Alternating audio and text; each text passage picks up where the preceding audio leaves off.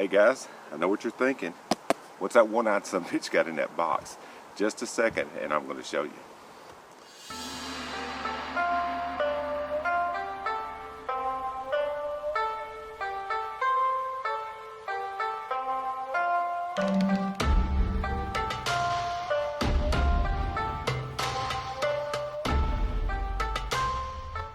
Okay, like the little intro said, this is a 6-24 AOE scope.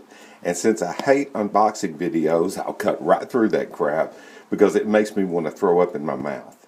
Alright, here's what you get when you open it up. The scope, flip up scope caps, this eye cup thing, lens cleaner, and a sunshade. Okay, before we get looking at the features of the scope, here's a few of the accessories up close. There's a sunshade. It has the grooved inside, so it cuts down on reflection. Screws right into the end of the scope. Fairly nice, fairly standard. Okay, there's this little rubber eye cup. I know field shooters use these. I've never personally used one or seen a use for one, but it does come with one. So, I mean, why the hell not since it's free? Of course, a little lens cloth that comes with it. And there's a look at the little flip-up scope cap. There's one on each end. There's one on the eyepiece end. Okay, here's a look at the adjustable objective. It goes all the way down to 25 yards marked, and it'll also go past that. And by my rangefinder in my backyard, it would focus all the way down to 10 yards. There's a look at the fast focus eyepiece. Pretty standard stuff. There's no slop in it, which is nice. Okay, there's a look at the illumination. I'll show you some close-ups of that through the scope here in just a minute. Okay, there's a look at the power ring on 24. Has a little lever, turns very smoothly, down to 6. There's a look at the scope caps that come on it. Just a second, I'll show you what they look like when they're removed. Okay, now they're marked right there at 1/8 of an inch per click. I put it on a 22 and took it out to our local range, and it actually moved more than that per click. It was more like a 1/4 inch, but it actually did move fairly predictably. Just a second, and I'll turn the clicks so you can hear them. Okay, just a second. As you can hear, they are nice audible clicks, and believe it or not, for something in this range, there's very little slack in it. You can see it moving just a hair, but it does have clicks. And it does seem to stop in that spot. Okay guys, and there's a look through the scope at 6 power. That's looking at 36 yards. And honestly, the objective is setting on 75, so the numbers are way off. But you can see that it actually does focus down fairly well. Now just a second, let me turn the magnification up and we'll get a couple of shots with a higher magnification. Alright, there it is on 10 power. Okay, there it is on about 16 power. Alright, there it is on 24 power. Now bear in mind that's a standard size fence and that's 36 yards, but as you can see, you can actually aim fairly precisely with this thing. Now what I'm going to do now is turn the magnification down and illuminate the reticle and kind of show you what it does.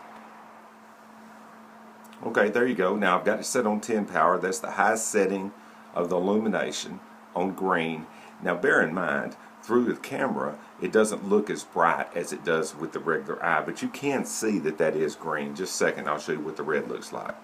Okay, now there it is on red. Now bear in mind, it's very, very sunny here, so it doesn't jump out at you like it does late in the evening, early in the morning, but you can see that it does light up the whole crosshair. Okay, now there's a look at the crosshair. What that is on the bottom, I have no freaking idea.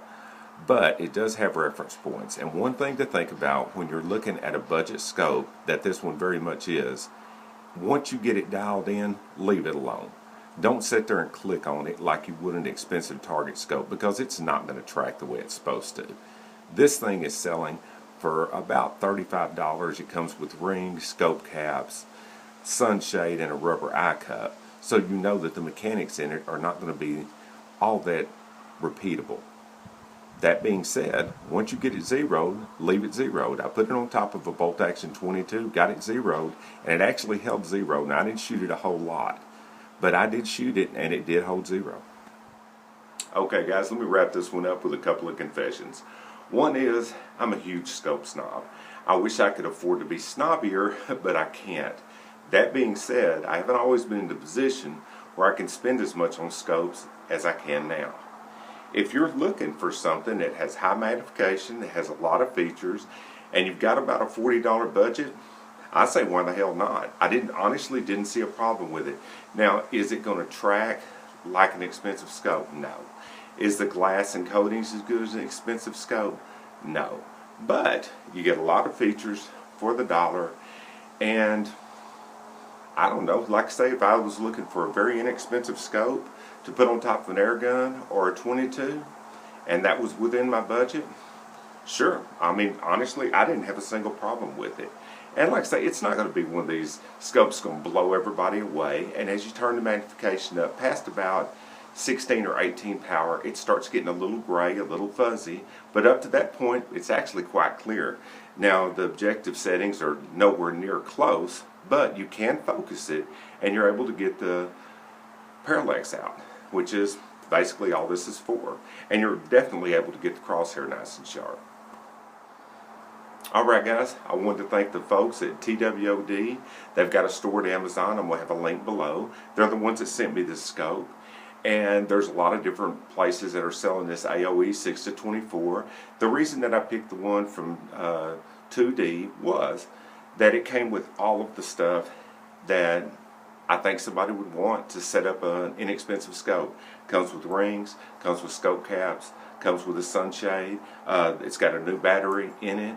It's a regular hearing aid battery that works the light. So I really don't see how you can go wrong.